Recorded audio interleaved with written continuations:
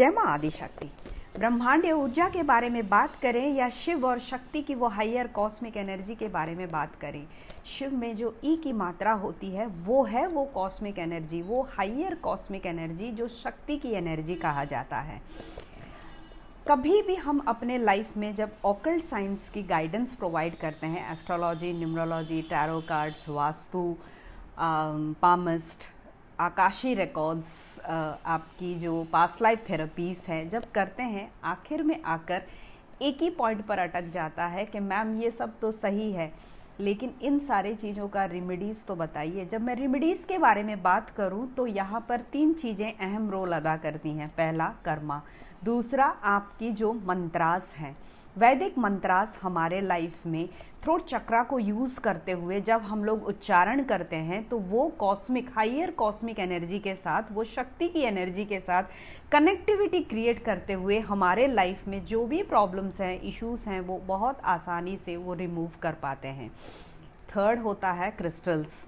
हमारे चारों तरफ एक मैग्नेटिक ऑरा 24 आवर्स चलती रहती है और इस मैग्नेटिक ऑरा में जब कभी कोई भी इम्बैलेंसेस होते हैं, हमारे मूड स्विंग्स हो गए, सैडनेस हो गया, गुस्सा हो गया, कुछ भी हो गया, तो ये जो इम्बैलेंसेस है इन्हें जब हमें लॉक करने की ज़रूरत पड़ती है तो क्रिस्टल्स हमारे ऑरा लॉक करते हैं और जिसके वजह से हमारी कंप्लीट ऑरा बैलेंस फॉर्म में आ जाती है और हम बहुत आसानी से सक्सेस, एबंडेंस के तरफ इजीली ग्रो कर पाते हैं।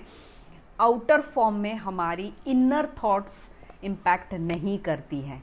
जब मैं पहले बारे में बात करती हूँ तो वो है कर्मा। हमारे कुंडली में 12 भाव है। 12 भाव में दृष्टि और मूल त्रिकोण को अगर मैं छोड़ दूं तो एक भाव बच जाता है, वो है 10वां भाव। 10वां भाव जो है वो कर्म का भाव है। हम सब यहाँ कार्मिक योनि में पैदा हुए हैं, कर्म ही हमारा परम धर्म है। अब यहाँ पर अगर मैं कर्म ही परम धर्म कहती हूँ तो हमारी वो कार्मिक प्रीवियस डेप्थ्स भी जो हैं वो कर्मा के साथ ही रिलीज होता है। इसको थोड़ी सी क्लैरिटी देने के लिए एक छोटी सी कहानी बताने की कोशिश करती हूँ। महाभारत में जब महाभारत युद्ध से पहले द्रौपदी ने दुर्योधन को कहा था कि अंधा का बेटा अंधा, तो इमीडिएटली दुर्योधन ने उसका जवाब देते हुए कहा कि इसका भुगतान तो तुम्हें भुगतना पड़ेगा। उसने इसको नेगेटिव कर्मा के साथ जोड़ दिया और पूरा कुरुवंश को अपने ही हाथों ध्वंस के कगार पर ले आया। यहीं पर अगर मैं रामायण के बारे में बात करूं तो रामायण में रावण की बहन शूर्पणखा ने सभा में जाकर एक पक्ष रखा और कहा उस युवक ने मेरा नाक काट दिया। तो रावण अपने अहम भाव में आकर त्रिकालदर्शी होने के बावजूद भी, महाविद्वान होने के बावजूद भी उन्होंने नेगेटिव कर्मा को इम्पैक्ट दिया और उन्होंने कहा, वहाँ इमोशंस में आके उन्होंने कहा कि तुम्हारे साथ जो अन्याय हुआ है उसका भुगतान उसे भुगतना पड़ेगा। और पूरा लंका ध्वंस हो गया और रावण की कंप्लीट राजपाट खत्म हो गई।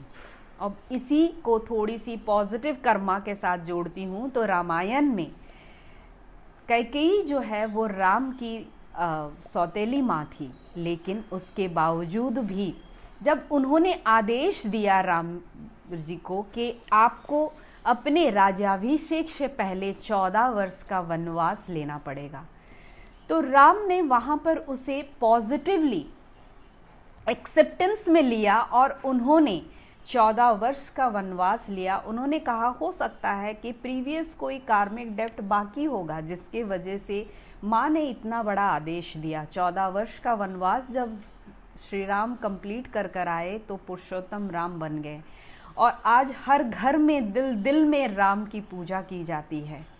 तो ये है पॉजिटिव और नेगेटिव कर्मा का इम्पैक्ट। एक छोटा सा कर्मा हमारा हमें कंप्लीटली ख़त्म कर सकता है और एक पॉजिटिव कर्मा जो एक्सेप्टेंस में आए, हमारे कार्मिक डेप्ट को, सालों से जो कार्मिक डेप्ट हम उठा रहे हैं, हमारे लाइफ में जो डिफ़िकल्टीज, प्रॉब्लम्स या जो जहाँ कहीं पे भी कर्मा रिलेटेड रुकावटें हम फील कर रहे हैं, कई सालों से हम ऐसे बीमारियों के साथ जूझ रहे हैं जिसका कोई सल्यूशन नहीं है, कई सालों से हम ऐसे डिप्रेशन में हैं जिसका कोई सल्यूशन नहीं है। ये सारे कार्मिक डेप्ट्स हैं, और इन सारे कार्मिक डेप्ट्स को अगर रिलीज करना है तो सबसे आसान और इजी प्रोसेस होता है कार्मिक कर्मा रिलीज करने की प्रोसेस। तो आप अपने कर्मा को अगर बैलेंस कर लें तो लाइफ में सक्सेस, एबंडेंस और वो ग्रोथ को बहुत आसानी से महसूस कर सकते हैं। जय मां आदिशक्ति।